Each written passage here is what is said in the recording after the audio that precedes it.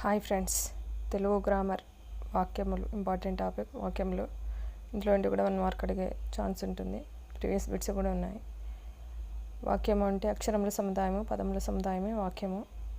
అంటే ఒక వాక్యానికి ఉండవలసిన లక్షణాలు, యోగ్యత, ఆకాంక్ష, ఆసక్తి ఉన్న పదాల సముదాయం వాక్యమని అర్థము. యోగ్యత అంటే పదాల యొక్క అర్థాలకు పరస్పర సంబంధం, బాధ లేకుండా ఉండడం వల్ల నడుచున్నది.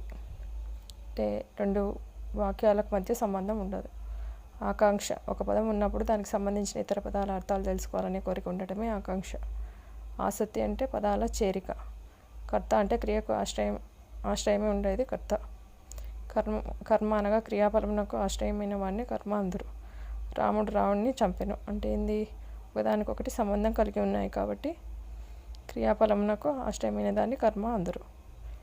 ఇది వాక్యములకు సంబంధించిన ఇంపార్టెంట్